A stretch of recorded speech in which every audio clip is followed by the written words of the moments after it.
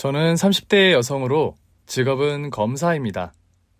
남들이 부러워하는 스펙의 직업이지만 로스쿨이나 로펌의 다른 많은 동기나 동료들이 금수저 아니면 최소 은수저 집안의 자제들인 것과 달리 저는 소위 말하는 흑수저 출신입니다. 쉽지 않은 여건 속에서 고군분투하듯 공부하다 보니까 30대 중반을 넘어서는 나이에 겨우 검사 임용을 받았어요. 우리 세라가 친작의 검사가 됐을 나인데 못난 할미 탓에 이리 고생을 하며 늦가기 검사가 됐네. 고생 많았다 우리 손녀. 장하고 고마워. 못난 할미라뇨. 그런 말씀 마세요, 할머니. 할머니 안 계셨으면 저 지금까지 절대로 버티지 못했어요. 누나, 고생 많았어. 내 학비 되려고 누나가 돈 버느라 고생해서 학교도 늦게 졸업하고 나도 얼른 성공해서 누나 은혜 갚을 거야. 아휴, 말만 들어도 뿌듯하네. 내 은혜는 안 갚아도 좋으니까 세훈이 네가 원하는 데 취직하면 누나도 소원이 없겠다. 남동생이 엄마 뱃속에 있을 때 아빠는 돌아가셨고 홀몸으로 힘들게 국수집을 하며 저희를 키우셨던 엄마마저 20년 전에 하늘나라로 떠나셨어요. 사실 엄마가 돌아가시던 때에는 새아빠가 계셨습니다. 새아빠는 제과 공장을 운영하는 재력가셨고 제가 10살 즈음 새아빠와 재혼한 엄마는 새아빠와 재혼하며 사모님 소리 들으면서 그동안 고생하던 생활을 청산하고 여유로운 생활을 누리셨어요. 네 엄마 재혼하고 그래도 죽기 전에 한 몇 년 짧게라도 호강하다 떠난 것이 그나마 다행이지. 아이고 박복한 거. 재혼해서 팔자 고쳤다고 했더니만 하루아침에 그런 사고를 당해 먼저 떠날 게 뭐야. 할머니가 가끔 하시는 말씀처럼 엄마의 행복한 시간은 길지 못했습니다. 제가 중학교에 올라가던 무렵 엄마는 동창 모임을 나가시던 길에 교통사고를 당해 돌아가셨어요. 그리고 엄마가 돌아가신 그날 이후 하루아침에 태도가 돌변해서 저와 동생 할머니에게 선을 긋듯이 관계를 끊고 남처럼 떠나버린 새아빠였죠. 세라 엄마 명달리한 마당에 제가 더는 이 집에 있을 이유가 없는 것 같네요. 아니 자네 그게 갑자기 무슨 말인가. 세라 엄마 장례식 끝난 지 얼마나 됐다고 집을 나간다는 말이야? 솔직히 그 사람도 없는 이 상황에 제가 세라와 세훈이 돌보며 살 자신 솔직히 없습니다. 앞으로는 그냥 남처럼 살았으면 하네요. 사람 친국인 줄 알아서 좋아했는데 그게 아니었나? 아니, 어떻게 사람이 이렇게 빨리 변심할 수가 있어? 제가 그 정도밖에 안 되는 사람인 걸 어쩌겠어요. 며칠 내로 저는 짐 정리해서 나갈 테니 그리 아세요. 엄마가 돌아가신 후 갑자기 태도가 싸늘하게 변한 새아빠였어요. 그 전까지는 저와 남동생에게도 너무나 좋은 아빠 역할을 해주시던 분이라 저와 남동생은 당황할 수밖에 없었죠. 아빠, 다음 주에 떠나신다는 게 진짜예요? 그래, 아빠는 앞으로 한국 떠나서 살 거다. 엄마도 안 계신데 아빠마저 떠나버리시면 저랑 세훈이는 어떻게 살라고요? 너희들 곁에는 할머니가 계시잖니. 너와 세훈이와의 관계는 너희 엄마 살아계실 때 일이었지. 그럼 이제는 아빠가 우리 아빠가 아니란 말이에요? 미안하다 세라야. 애초에 너랑 네 동생 친아버지는 하늘나라에 계시잖니. 엄마 돌아가신 마당에 까놓고 말해서 너희들과 나는 남이나 마찬가지다. 앞으론 그냥 인연 끊고 안 보고 살았으면 해. 어린 마음에 그런 냉정한 말을 하는 새아빠가 참 무정하게 느껴지더군요. 엄마 살아 생전에는 저와 남동생에게 더없이 살가운 아빠셨고 할머니에게도 효도하는 사위 역할을 톡톡히 하던 새아빠였거든요. 그렇게 새아빠는 엄마의 장례식이 끝난 지 얼마 되지도 않아 도망치듯 집에서 나가셨습니다. 탈면 삼키고 쓰면 뱉는 게 사람 인지상정이라더니 참 해도 너무하는구나. 네 엄마 떠난 지 얼마나 되었다고. 할머니는 새아빠가 우리 가족을 버리듯 하고 떠나버리자 그런 말씀을 하며 서럽게 우셨어요.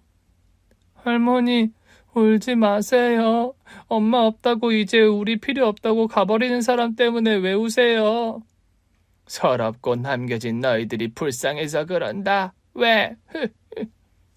눈물도 아까워요, 할머니. 두고 보세요. 새아빠가 우리 가족 버린 거 내가 절대 후회하게 만들어 줄 거니까요. 새아빠 보란 듯이 내가 성공해서 잘 사는 모습 보여주고 말겠어요. 그때 중학교에 올라가던 저는 어린 마음에도 도끼를 품었더랍니다. 서러워서 우시는 할머니를 그런 말로 위로해 드렸더랬죠. 저는 그날 이후로 더 악착같이 독하게 공부에 매달렸습니다. 할머니와 남동생을 지킬 사람이 세상 천지 나 하나라는 걸 저는 누구보다 잘 알았고, 그런 상황에서 제가 무너지거나 약한 모습을 보이는 건 있을 수 없는 일이었죠. 소녀 가장으로 살면서 검사라는 꿈을 향해 달려오는 길이 쉬웠다면 거짓말일 겁니다. 솔직히 툭하면 코피를 쏟아가며 잠도 제대로 못 자가면서 어찌 보면 초인적인 의지로 버텨낸 시간들이 제 과거니까요. 검사라는 직업이 뭐 아주 대단한 직업이라 할 수는 없겠죠. 세상에 널린 게 검사이고 전문직이긴 하지만 선택받은 특별한 사람들이 하는 직업까지는 아니니까요. 그런데 저는 제가 처한 상황에서 검사라는 두 글자 타이틀을 거머쥐기까지가 참 호락호락하지 않은 시간들이었죠. 그래도 고학하며 틈날 때마다 아르바이트하며 할머니와 남동생을 건사하며 늦은 나이지만 검사에 임용된 게 참 다행스럽고 감사한 일이었습니다.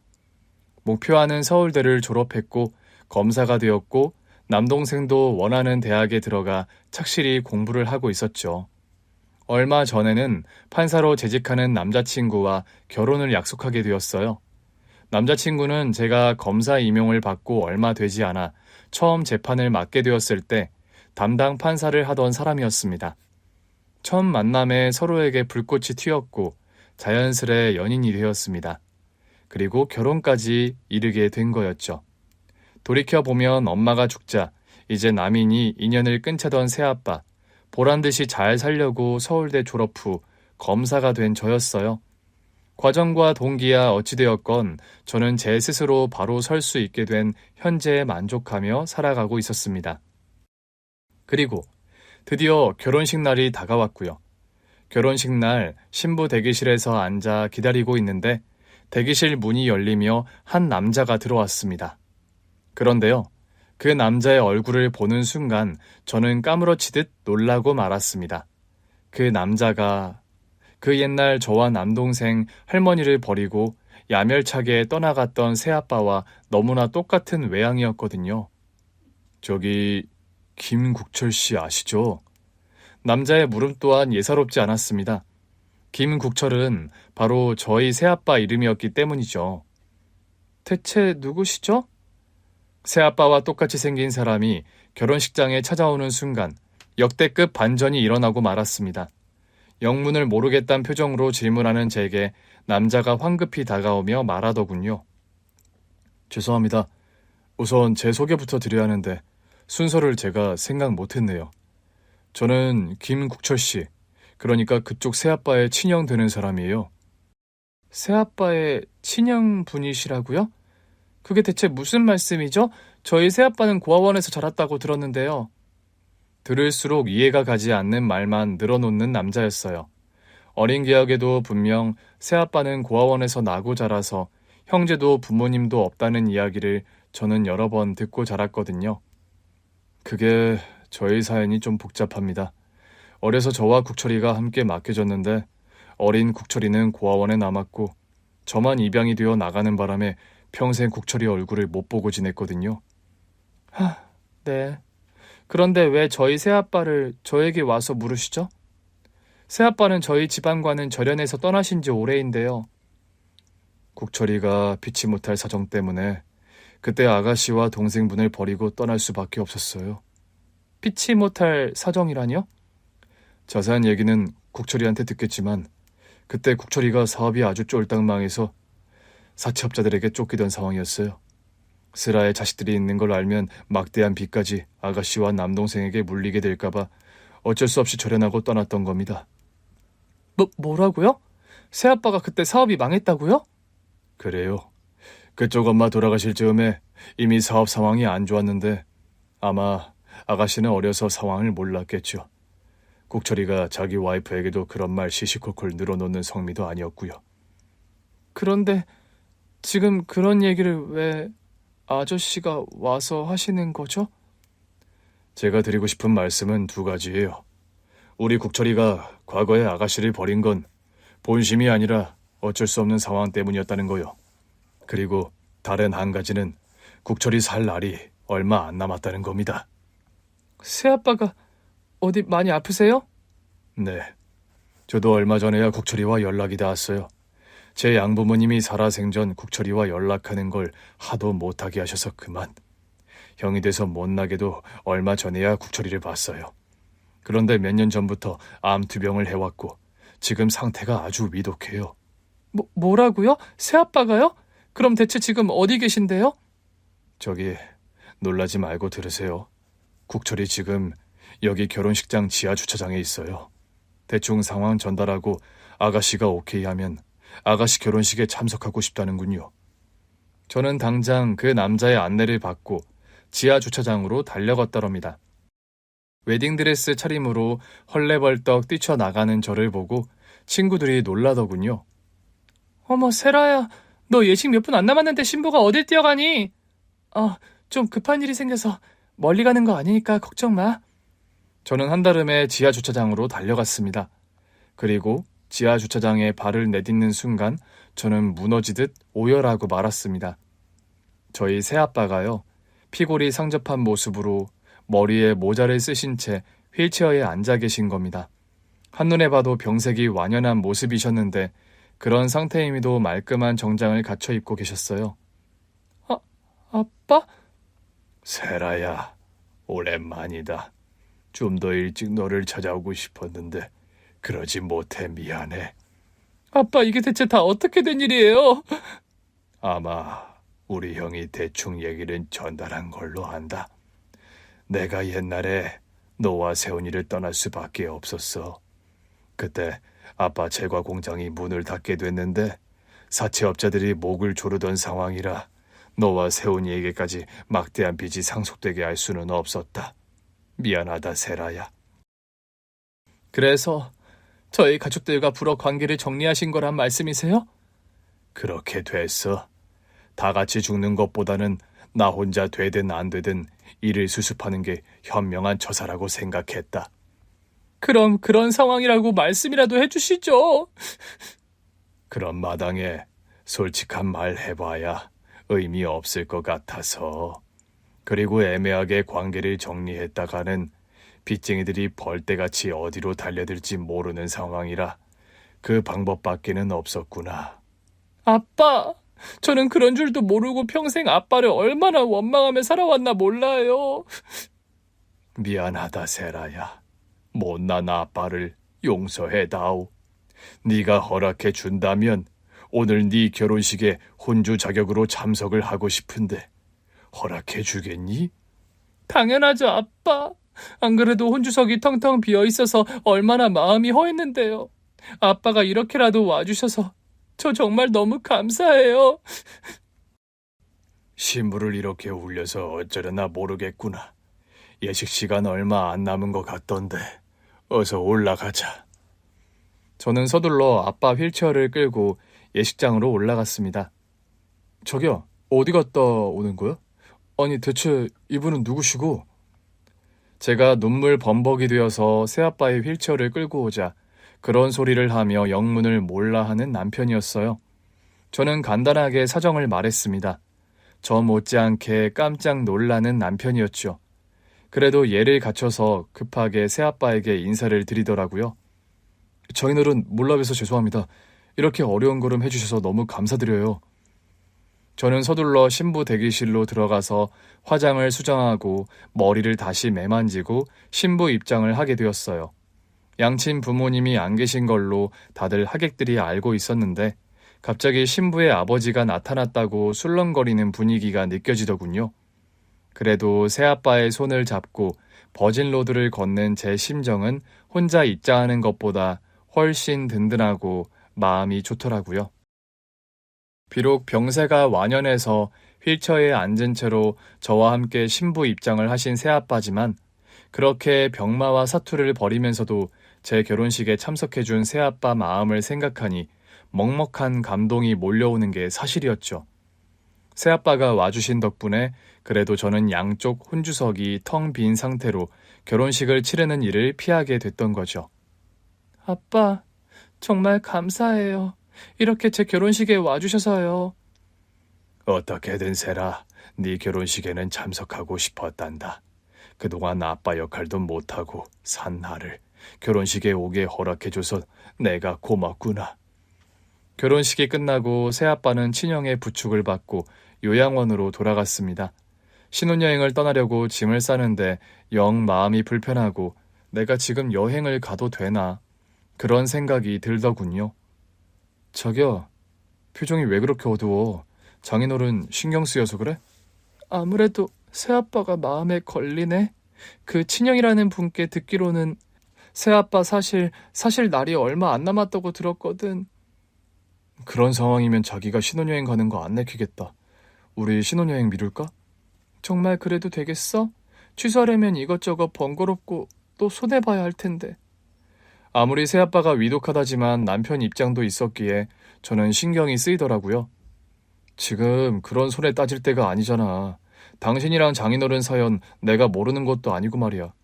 신혼여행은 다른 일들이 마무리되어서 떠나도 되니까 일단 당신 장인어른께 가보는 게 좋겠다. 여보, 이해해줘서 정말 고마워. 고맙긴. 이런 상황에 당연한 거지.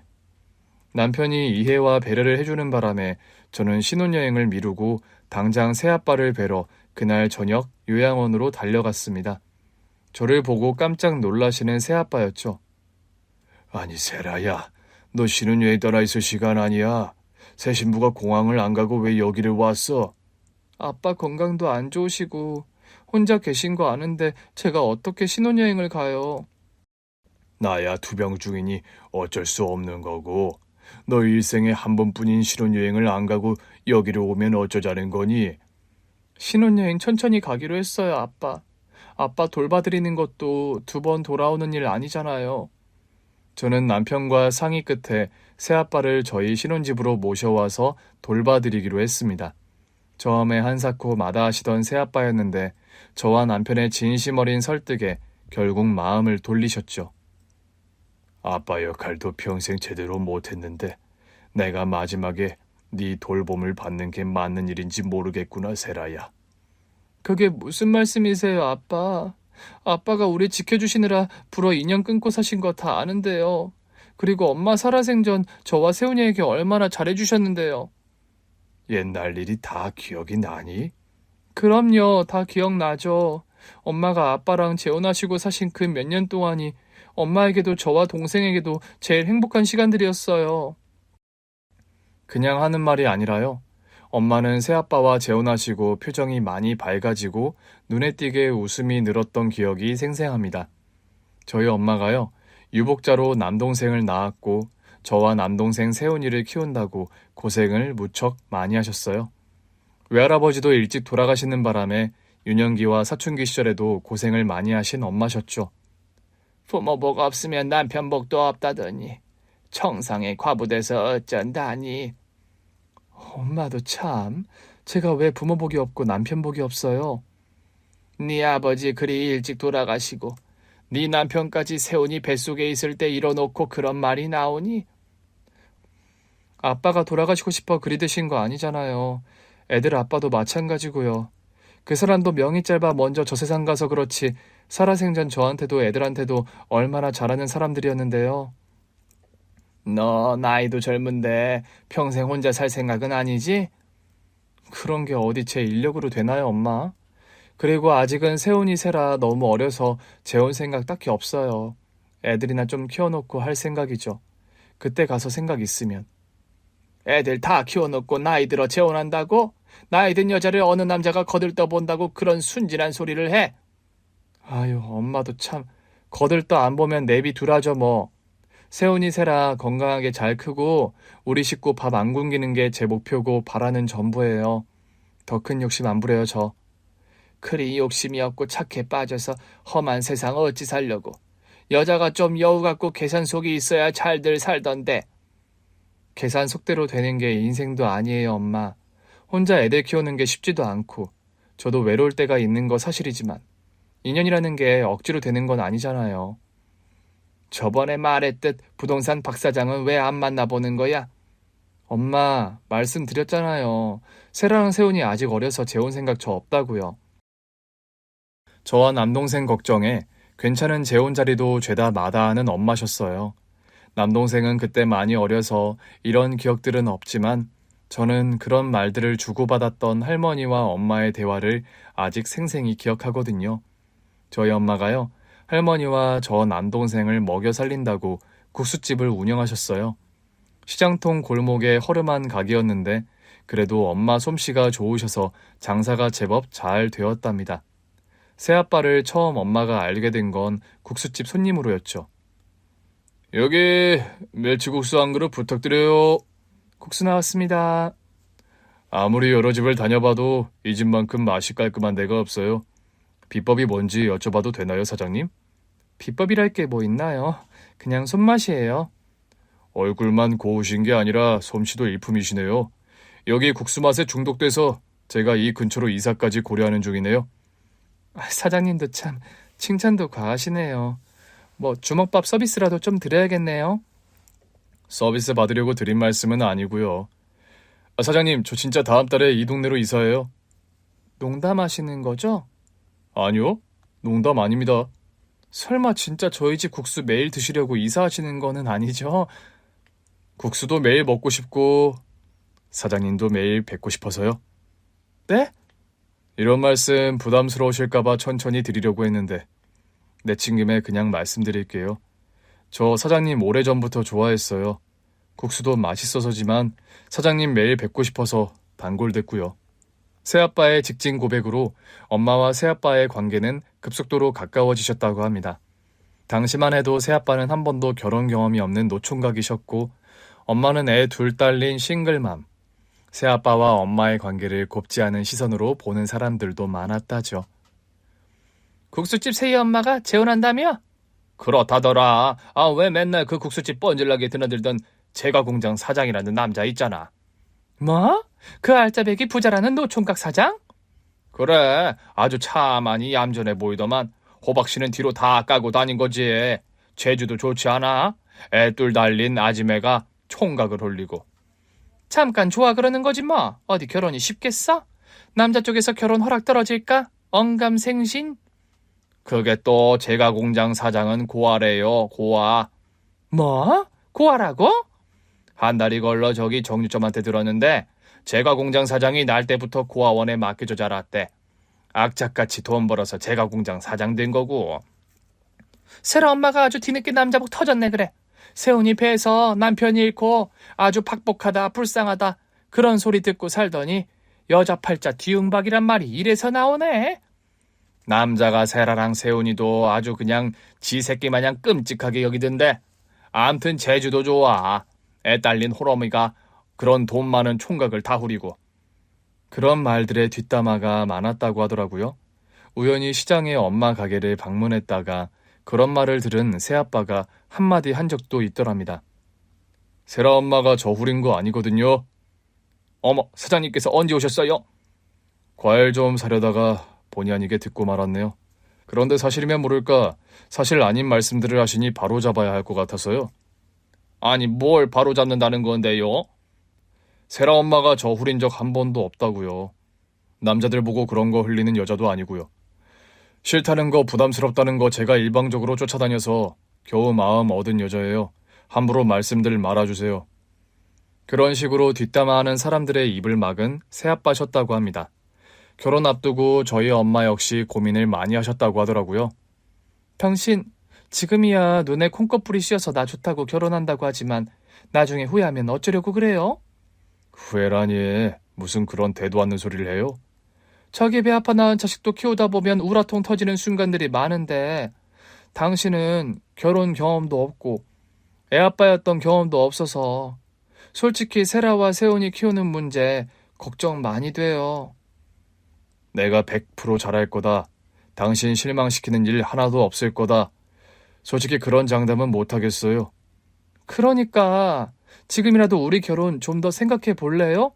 당신과 내가 좋은 감정으로 만나는 것만으로도 나는 충분히 행복하고 또 참, 내가 언제 결혼 무르죄요? 하늘이 두 쪽이 나도 난 순정 씨와 결혼해요. 내가 장담 못한다는 건 내가 경험치 없는 일이기 때문이에요. 한 번도 안 해본 일을 하려고 하면서 100% 잘할 거라는 큰 소리 치는 건 거짓말이니까요. 명세 씨, 아가씨들도 세상 천지 널렸고 당신은 능력 있는 제과공장 사장인데 나 같은 여자랑 골치 아픈 결혼을 하려고 해요? 순정 씨가 골치 아프다니요. 누가 그런 이상한 소리를 해요?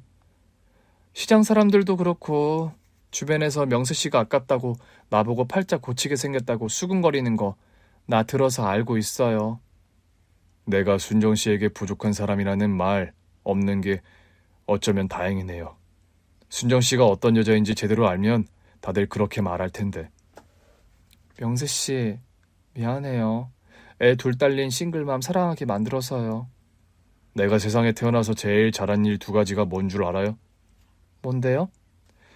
하나는 그날 외근 나왔다가 뭔가에 홀린 듯이 여기 시장 골목으로 들어와서 순정 씨가 하는 국수집에 들어온 거예요. 그리고 다른 하나는 용기 내서 순정 씨에게 고백한 것. 애들 다 키울 때까지 재혼 같은 거 정말 생각 없었는데. 세라와 세훈이에게 좋은 아빠 되도록 최선을 다할 거예요. 최고의 아빠가 되겠다는 거짓말은 못해도 아빠 노릇에 최선 다한다는 말은 거짓말 아니에요. 고마워요. 부족한 날 조건 없이 사랑해줘서. 내가 고마워요. 외롭고 무의미한 내 삶이 당신 만나서 너무 살만한 것이 됐어요. 하루하루 내 일이 기다려지고 매 순간이 얼마나 행복한데요. 당신이 있어서. 사람들의 입방아를 찢던 말건 엄마와 새아빠의 사랑은 순수하고 진실한 것이었습니다. 과거를 돌이켜봐도 엄마가 돌아가시기 전까지 새아빠는 저와 남동생 세훈이에게 살뜰하고 정 많은 아빠셨으니까요. 세훈아, 세라야, 놀러갈 준비 다 됐어? 네, 아빠. 오늘 정말 놀이공원도 가고 동물원도 가는 거예요? 그럼 세라 너는 동물원 가고 싶어하고 세훈이는 놀이공원 가고 싶어하니까 두탕 뛰어야지. 오늘 길도 엄청 막힐 텐데 두 군데 다 가능하겠어요? 아빠 힘드신데 너희들 한 곳으로 정해라, 응? 나도요. 어린이날 마음 먹고 놀러 가는 날인걸요. 당신 피곤하면 집에서 쉬어요. 온 가족이 나들이 가는데 나만 빠지라고요? 안 될 말이죠, 그건. 벌써 이렇게 김밥 도시락까지 다 싸놨는데. 글쎄, 벌써 도시락까지 싸놨어요? 그럼 얼른 출발합시다. 아참, 사진기를 챙겨가야 세훈이 세라 사진을 찍어주겠군. 앨범 속에 고이 간직되어 있는 어린 시절 사진들은 죄다 아빠가 찍어주신 것들이었습니다. 친아빠는 일찍 돌아가셨고 엄마는 혼자서 국수집을 운영하시느라 새아빠가 안 계셨을 때는 저와 남동생 사진이 거의 없다시피 했었거든요. 저와 남동생을 키우고 할머니까지 돌보신다고 엄마는 고생만 하며 사시다가 새아빠를 만나고 비로소 행복한 여자로서의 삶도 누리셨던 것 같아요. 엄마의 생일이나 두 분 결혼기념일 같은 때에는 언제나 두 분이서 오붓하게 데이트를 나가셨던 기억이 나요. 세훈아, 세라야, 오늘 엄마 아빠 외출하니까 할머니랑 같이 저녁 먹고 있어? 오늘은 엄마 아빠 결혼기념일이니까 우리 둘만 데이트하는 거 서운해하면 안 된다. 당신도 참 애들 앞에서 별말을 다 하네요. 세훈이랑 세라는 걱정 말고 어여들 나갔다. 젊은 부부들이 살면서 그런 재미도 누리면서 살아야지. 외할머니께서는 일찍 친아빠와 사별한 엄마가 뒤늦게 남편 사랑받으며 여자로서의 행복을 누리며 사는 걸 다행이라 여기곤 하셨죠. 엄마가 교통사고로 돌아가시던 날 처연하게 울던 새아빠의 모습도 기억에 생생해요. 여보, 이렇게 먼저 떠나면 어떡해. 나 혼자 어떻게 살아가라고. 내가 무슨 의미로 앞으로 인생을 살라고.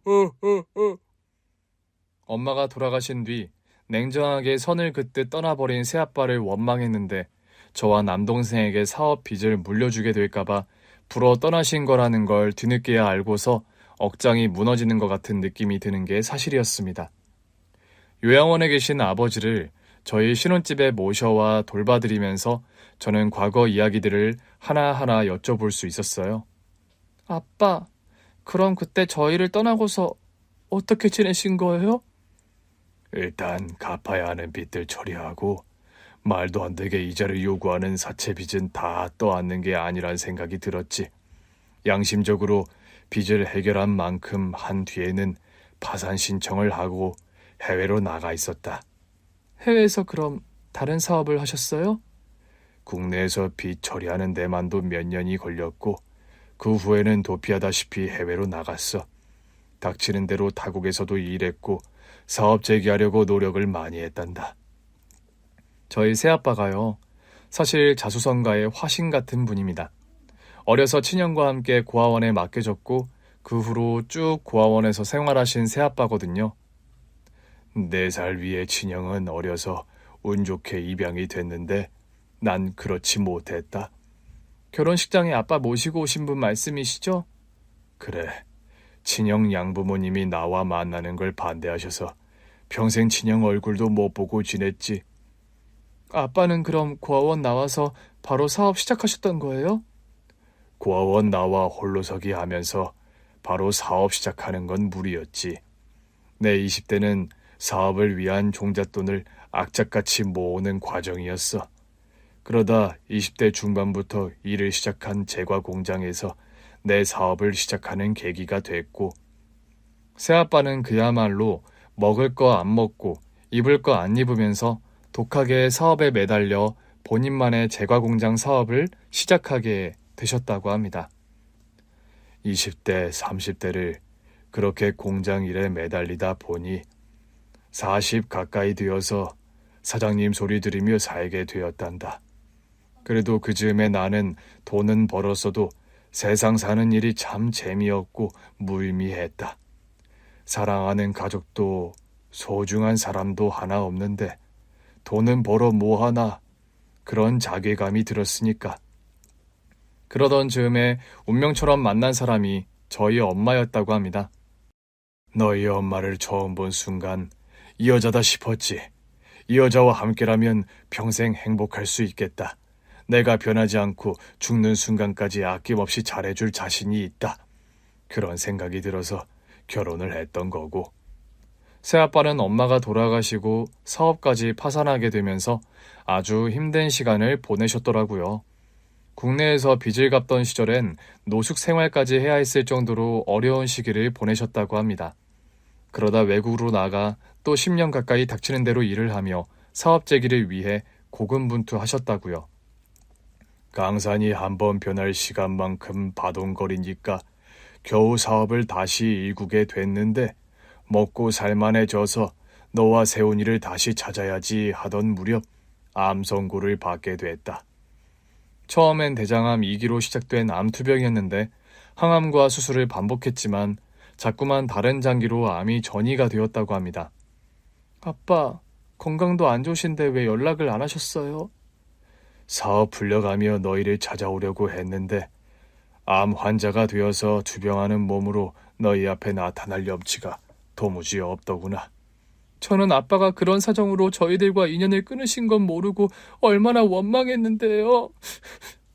미안하다. 그때 아빠 사업이 그렇게 망하고 빚쟁이들에게 쫓기는 신세만 아니었더라도 내가 너와 세훈이에게 아빠 노릇을 했을 텐데 너희가 한참 부모 손길이 필요하던 시기에 내가 아빠 노릇을 못해서 나 역시 너희에게 너무 미안하고 하늘에 있는 네 엄마에게도 여전히 면목이 없구나. 그런 말씀 마세요, 아빠. 다시 절 찾아와 주셨고 제 결혼식 날 버진로드도 같이 걸어주셨잖아요. 아빠의 지난 이야기들을 듣고 있으면 참 마음이 쓰라린 게 사실이었어요. 그래도 뒤늦게라도 제 결혼식에 와주신 아빠가 너무 감사할 따름이었죠. 남동생과 할머니도 거의 매일이다시피 저희 집에 와서 새아빠를 보고 갔습니다. 아빠, 이렇게 다시 뵙게 되어서 너무 다행이에요. 아무리 사정이 그러셨어도 좀 일찍 오시지 그랬어요. 아빠 노릇도 못했는데 병자가 되어서 나타날 면목이 없더구나.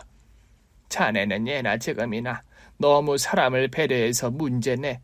하늘이 있는 순정이가 자네 혼자 투병하는 거 보면 얼마나 마음이 아팠겠나. 할머니의 그 말씀에는 아무 말 못하게 쓸쓸하게 미소만 지어 보이는 새아빠였습니다. 우리 순정이가 그래도 자네 만나 행복한 시절을 보내다 가서 다행이다 했는데 그 긴 세월 자네 혼자 고생하고 버둥거리는 시간을 보냈다고 하니 되려 우리가 미안하네 그려. 아닙니다, 장모님. 여러모로 제가 부족한 탓이었죠. 순정 씨와 결혼하며 제가 남편 노릇뿐만 아니라 아빠 노릇도 잘하겠다고 그렇게 약속을 했는데 저는 그 약속을 제대로 못 지켰어요. 자네가 그 약속 제대로 지키려고 하다 보니 일이 된 거 아닌가. 자네 진심 다 아니까 이제 그런 소리는 그만하게. 아빠 노릇 한 것도 없는 제게 세라가 이렇게 효도를 해주니 제가 면목이 없습니다, 장모님. 다른 이유도 아니고 그런 이유로 영 끊은 자네를 누가 원망하겠나. 세라 어미 살아생전에 자네와 얼마나 각별한 부부였는지 내가 누구보다 잘 아는 걸. 자네가 불어 선 긋고 떠나기 전까지 애비 노릇 살뜰하게 누구보다 잘했고 그걸 아니 세라도 저러는 거지. 할머니는 암투병으로 기력이 쇠하신 데다 식사도 제대로 잘 못하시는 새아빠를 위해 매일 죽을 쑤어서 가져다 주셨어요. 할머니가 만들어 온 죽을 그나마 환자식으로 잘 드시는 새아빠였죠. 새아빠는 저희 신혼집에 오신 지 정확히 보름 만에 하늘나라로 떠나셨습니다. 엄마의 기일을 불과 일주일 앞둔 어느 추운 겨울날이었죠. 슬픔과 황망함 속에 새아빠의 장례식을 치르는데 새아빠의 친형과 담당 변호사라는 사람이 장례식장을 찾아왔더라고요. 상주 노릇 기꺼이 해줘서 고맙습니다. 별 말씀을요. 저와 남동생이 장례 치러드리는 게 당연하죠. 이분은 김일중 변호사라고 우리 동생 담당 변호사예요. 변호사님이요? 변호사님께서 어쩐 일로 오셨어요? 우리 동생이 명달리하며 상속 관련한 절차를 이 변호사분과 처리를 했더라고요. 저는 이분을 동생 부탁으로 모시고 온 거고요. 안녕하십니까. 김국철씨 상속 절차에 관해 법률적인 진행을 맡은 김일중 변호사입니다. 김국철씨께서 남은 유산과 보험금을 모두 전세라 씨와 전세훈 씨 두 남매분께 남기셨어요. 네? 저희 남동생과 저에게요? 네, 그렇습니다. 관련 서류 검토해 보시고 장례식 절차 끝난 후에 저희 법률사무소에 한번 방문해 주시길 요청드립니다. 피땀 흘려 제기한 사업의 모든 지분과 유산, 그리고 보험금을 모두 저와 남동생에게 남기신 새아빠였던 겁니다. 뒤늦게 다시 한번 새아빠의 진심을 확인한 저와 남동생은 오열할 수밖에 없었죠. 누나, 새아빠가 그런 사정으로 인연 끊고 떠나신 걸 알았더라면 우리라도 좀 아빠를 먼저 찾아뵐 걸 그랬어. 이제 와서 아무 의미 없지만 나도 그게 너무 후회가 된다. 아빠가 혼자 암투병하는 걸 알았더라면 옆에서 같이 케어해드렸어야 하는 건데. 새아빠의 친형이라는 분께 유산 상속과 관련해서 저희 남매가 상속인이 되어도 되는 거냐고 여쭤봤어요. 아무래도 새아빠의 유일한 직계 가족이 그분인데 저와 남동생이 새아빠의 모든 유산을 상속받는다는 게 좀 경우가 아니지 않나 그런 생각이 들어서였죠. 아니에요. 그런 말씀 마세요. 저는 생물학적으로 국철이 친형이 맞습니다만 평생 국철이 얼굴 한번 제대로 못 보고 살았는걸요. 그거야 제가 아빠께도 들었지만 양 부모님께서 반대하셔서 왕래를 못했다고 들었어요. 아무리 그렇다 해도 제가 국철이에게 형노를 못한 건 사실이에요. 평생 제대로 형노릇 못한 것도 없이 이제 와서 국철이가 가족들을 위해 피땀 흘려 마련한 재산에 손대고 싶은 생각도 없고요. 정말 새아빠 유지에 아무 불만이 없으세요? 저와 동생은 아무래도 좀...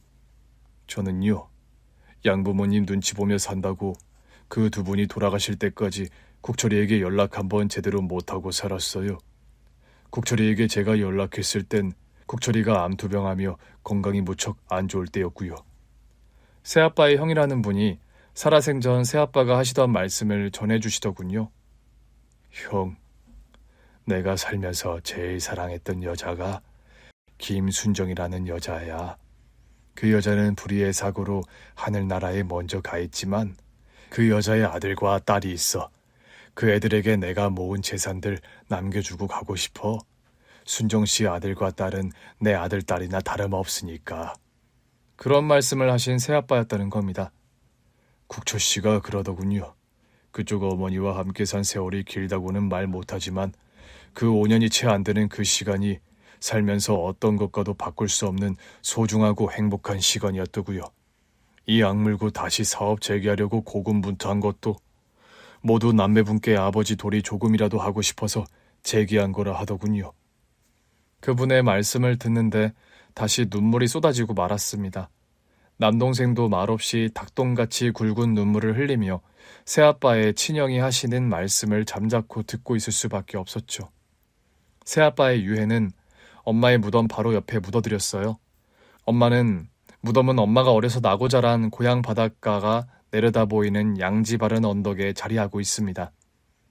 바로 그 옆자리에 새아빠의 무덤을 마련해드렸죠. 돌고 돌아 결국 둘이 이렇게 나란히 묻히게 됐구나.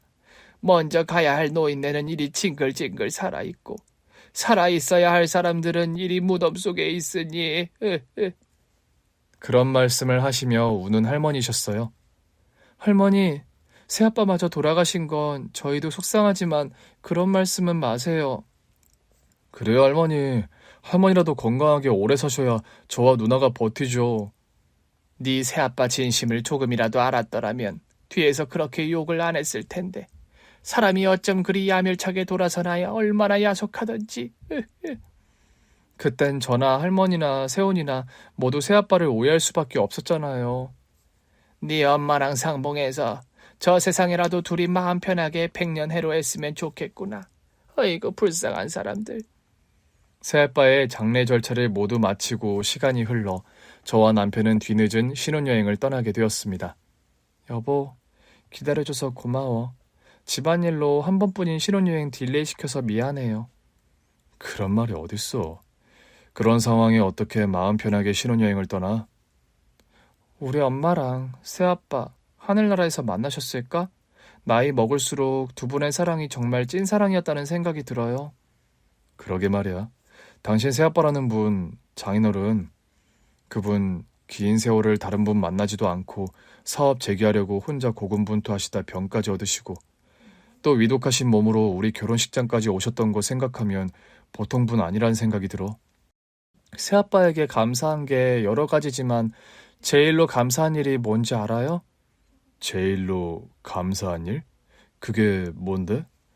우리 엄마에게 그래도 살면서 여자로서 한껏 사랑받고 행복한 시간들을 보내게 해주신 거요. 물론 나와 남동생에게 좋은 아빠 노릇해 주신 것도 감사하지만 어려서는 몰랐던 여러 가지 생각들을 하게 되는 저였습니다. 사실 옛날에 엄마가 처음 새아빠와 재혼한다는 말씀을 하셨을 때 좀 걱정이 되던 것도 사실이었으니까요. 당신 그래서 장모님 재혼한다고 했을 때 반대했었어? 아니, 다행인 건 속으로만 걱정하고 그런 말을 엄마한테 내색은 안 했다는 거예요. 두 분 이제 다시 재회해서 잘 지내고 계실 거야. 이제 두 분 우리도 마음 편하게 좀 보내드리자. 당신 말이 맞는 것 같네요. 이승에서 너무 잡고 있으면 떠나야 할 사람들이 떠나지 못해서 구천을 떠도게 된다는 말도 있던데 이제 좀 보내드려야겠어요, 두 분 모두. 신혼여행을 떠나는 비행기 안에서 여러 가지 복잡한 생각이 들더군요. 생각해보면 엄마와 새아빠는 재혼하시고 따로 두 분이서 신혼여행 같은 걸 다녀오시지 못했더라고요. 새아빠가 초혼이셔서 결혼식은 올린 기억이 나는데 신혼여행을 두 분이 떠난 기억은 없었습니다. 후에 나중에 할머니께 이것과 관련해서 여쭤봤더니 네 엄마랑 새아빠가 너랑 세훈이랑 좀 더 친해지고 가족으로 편해지고 나서 신혼여행을 다녀온다고 했었다.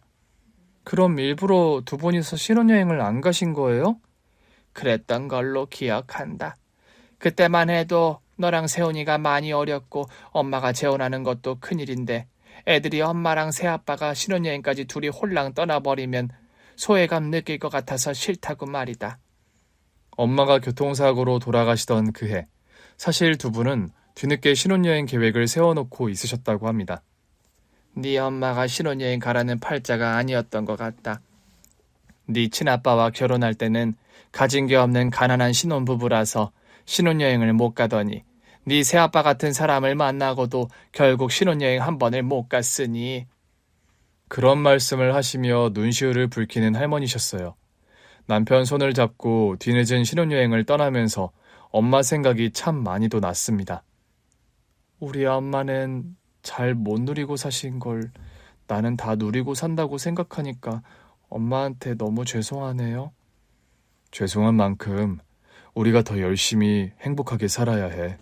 그게 가장 장모님께서 바라는 일이실 거야.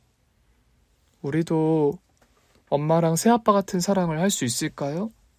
시간이 지나도 변함없고 설령 한 사람이 먼저 떠난다 해도 그 사람과 관련해 남겨진 것들에 최선을 다하는 그런 사랑 말이에요.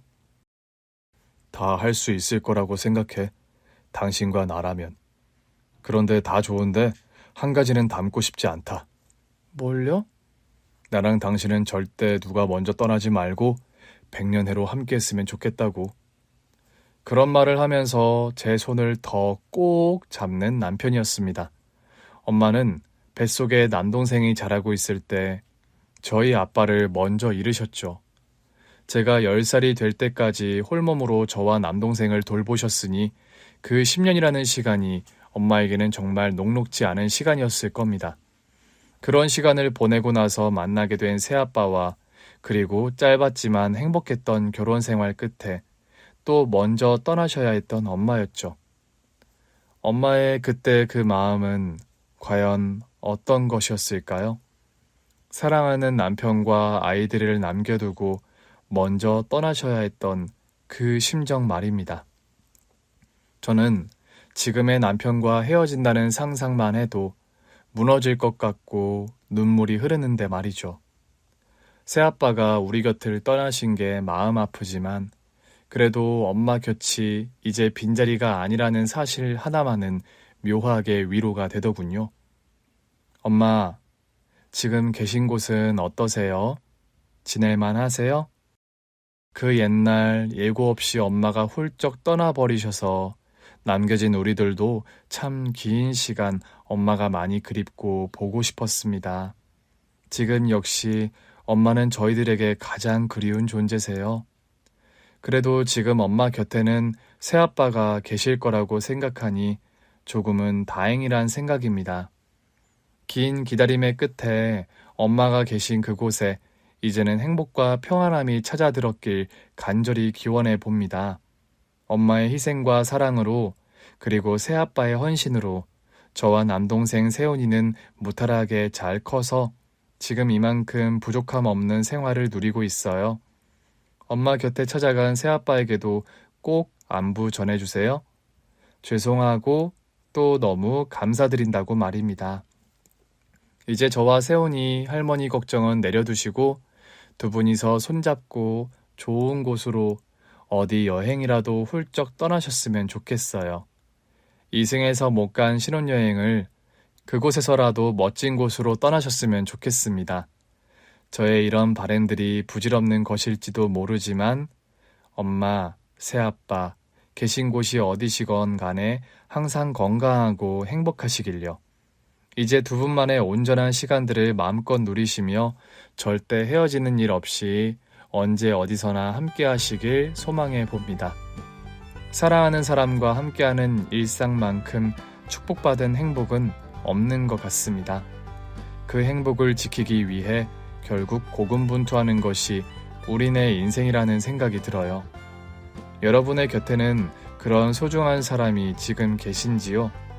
긴 얘기를 경청해 주신 여러분 곁에 그런 분이 부디 함께 계셨으면 좋겠습니다. 감사합니다. 오늘 준비한 사연은 여기까지입니다. 재미있게 들으셨다면 구독과 좋아요, 알림 설정까지 눌러주세요. 그럼 저는 다음 사연으로 찾아뵐게요. 오늘도 건강하고 행복하세요.